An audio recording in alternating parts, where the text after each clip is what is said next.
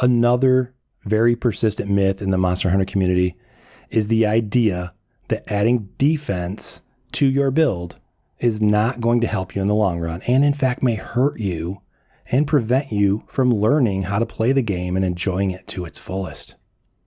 Now, the truth is nearly everyone benefits from defense, even players at the highest skill levels, but this myth persists. The logic of the myth goes something like this.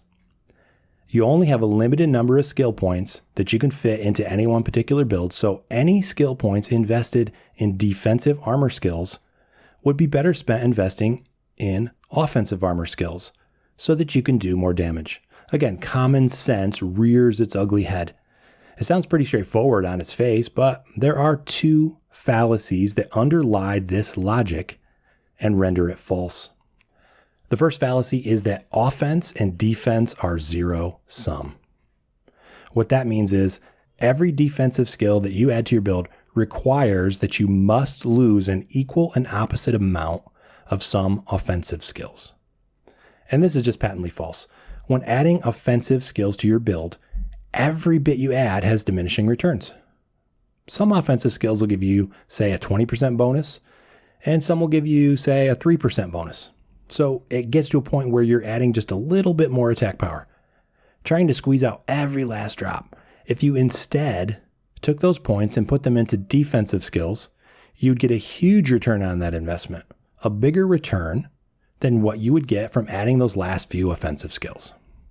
The second fallacy underlying this faulty logic of defense being useless is the fallacy that every player is going to eventually be good enough at the game that they won't need any defensive skills because they won't get hit. I got to ask you this question. Do you ever think you will get to that point yourself? To the point where you will never get hit in a quest?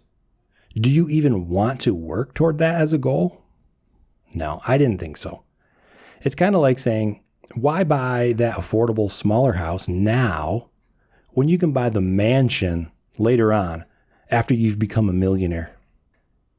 Now that logic makes a lot more sense when you're 12 years old and you have zero perspective on how life actually works, which probably explains why so many 12-year-olds promote this offense-only thinking. No offense to 12-year-olds. The longer you live, the more you realize how much work it takes to become a millionaire and how much more important and valuable other things in life are than the dogged pursuit of money.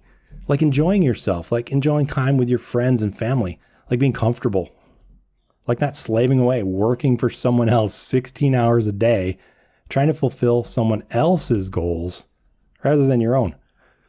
Likewise, the more you play Monster Hunter, the more you realize that the fun times you have are those spent playing with friends and doing wild and crazy shit and actually completing quests and progressing through the game without having to train like it's a job. So in the end, the real value of defensive armor skills is that you will enjoy more of the time you spend playing the game and to be far less likely to quit due to burnout and dissatisfaction.